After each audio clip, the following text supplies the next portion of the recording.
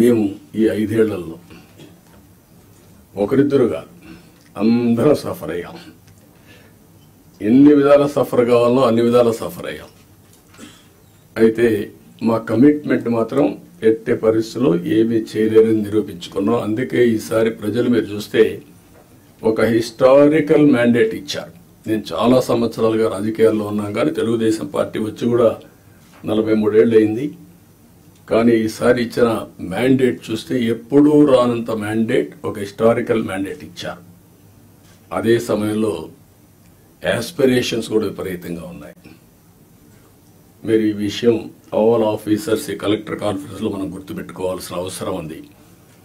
మేము ఆ రోజు ఒకే మాట చెప్పాం, నేను కానీ పవన్ కళ్యాణ్ గారు కానీ, మమ్మల్ని నమ్మండి, ప్రజలు గెలవాలి. ప్రజలు గెలవాలంటే ఎన్డీఏ మాకు ఓట్లు వేయాలి. ఈ రాష్ట్రాన్ని పునర్నిర్మాణం చేస్తామని మేము హామీ ఇచ్చాం. పూర్వ వైభవం తీసుకొస్తామని హామీ ఇచ్చాం. ప్రజలు గెలిచారు, మమ్మల్ని గెలిపించారు. కానీ ఈరోజు పునర్నిర్మాణం చేయాలంటే గడిచిన 40 రోజులుగా, అంటే 50 రోజులు అయిపోయింది, ఇంకో 10 రోజుల్లో 60 రోజులు అవుతుంది. కానీ చాలా సమస్యలు ఉన్నాయి. ఈ కలెక్టర్స్ కాన్ఫరెన్స్ రాష్ట్ర పునర్నిర్మాణానికి అంకితమైన భావంతో పోవడానికి ఒక దశ దిశ నిర్దేశించే సమావేశంగా ఉంటుంది. ఒక హిస్టారికల్ కాన్ఫరెన్స్గా ఉంటుంది.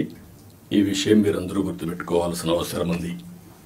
డ్యామేజ్ అయిన బ్రాండ్ని రివైవ్ చేసుకోవాలి.